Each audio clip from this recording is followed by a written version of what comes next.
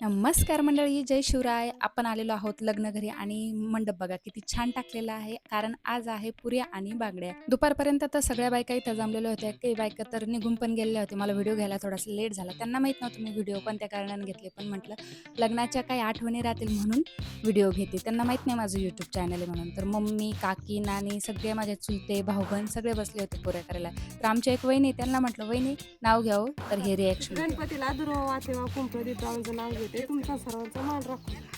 वहिनी जुनं झालंय, नवीन घ्या ना. वहिनीला काहीतरी टोमणं मारायचं म्हणून मी वहिनीला म्हणलं हे नाव जुनं झालंय वहिनी.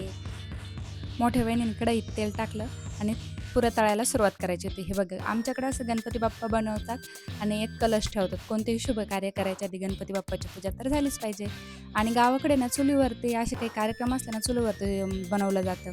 तर हे बघा तेलातून ना जसे जसे पुऱ्या टम्म फुगून वर येत होते ना मला खायची अपेक्षा होत होती. तर म्हटलं आधी व्हिडिओ शूट करून घ्या आणि मग बाकीचे काम करावं. तर लग्नाच्या आधी आमच्याकडे ना असे 2-4 दिवस सांजुऱ्याच्या पुऱ्या केल्या जातात आणि ह्याच पुऱ्या ना पाटीवरती दिल्या जातात. थोड्याच वेळात बांगड्या भरणाऱ्या ताई पण आल्या होत्या. त्यांनी 5 जोडे असे समोर ठेवले आणि 5 जणींना हळदी-कुंकू लावून त्याची पूजा करायची सांगितली होती.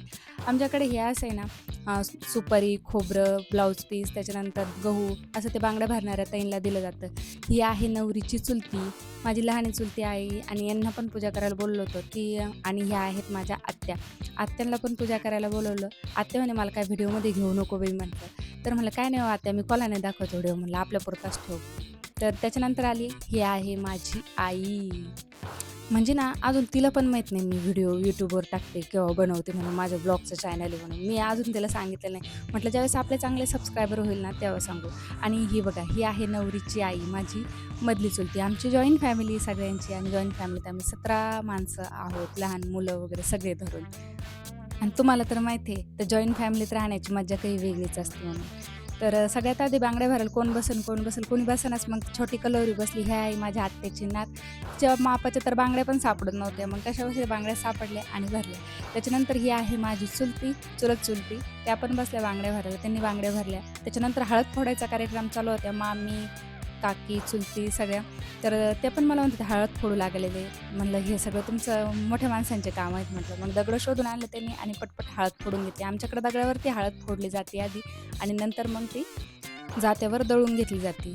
मागं बघा लहान मुलं पण कशी छान खेळतात. लग्न घर म्हटलं ना सगळ्यांची चंगळ असते छानपैकी.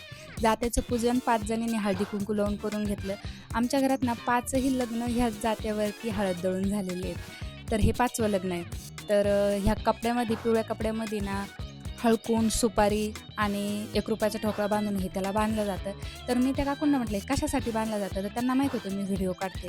तर त्यांना कळून चुकलं होतं, की मी YouTubeसाठी किंवा व्लॉगसाठीच व्हिडिओ काढत असेल. त्याने एक पण सांगायला मला तयार नव्हते, कशासाठी बांधलं जातं. हे बघा किती पिवळी-पिवळी धम्मक हळद आता दळून झालेली आहे आपली. हळदीसाठी पारंपरिक पद्धतीचे जे गाणे गायले जाते ना, ते पहिले लईच भारी होते. तर हळद नवरदेव नवरीला का लावली जाते तुम्हाला जर माहीत असतं ना, तर कमेंटमध्ये मला नक्की सांगा बरं का. एकीकडे हळद दळायचं काम चालू होतं, चाळायचं काम चालू होतं, एकीकडे चहाचं काम चालू होतं आणि एकीकडं गाणे म्हणायचं सुद्धा काम चालू होतं.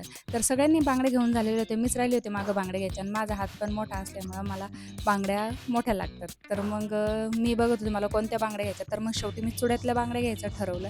तर माझं बघून सगळ्यांनीच चुड्याच्या बांगड्या घ्यायचं ठरवलं. कारण लग्नासाठी ना हिरव्या बांगड्या खूप छान दिसतात. माझी बहीण आणि मोठी बहीण त्या दोघी पण त्यांना बांगड्या घेत होत्या. एक बहीण अजून आलेली नव्हती. मग तिच्या बांगड्या दुसऱ्या जणी घेत होत्या. आम्ही 4घी जणी बहिणी असल्यामुळं ना खूप मज्जा येते बरं का. आणि लग्नघरी 1-2 मेंबर अशा असतात त्यांना कोणत्याच बांगड्या पसंत येत नाही. सगळ्या बांगड्या बघितल्या तरी कोणत्याच बांगड्या त्यांना पसंत येत नाही. तर आम्ही सगळ्यांनी हिरव्या चुड्यातल्या बांगड्या घेऊन झालेल्या होत्या. आता नवरीची चुडा घ्यायची बारी होती. तर तुम्हाला सांगते ना मी गहाण्याचं डेकोरेशन एकटीने केलंय बरं का एवढं.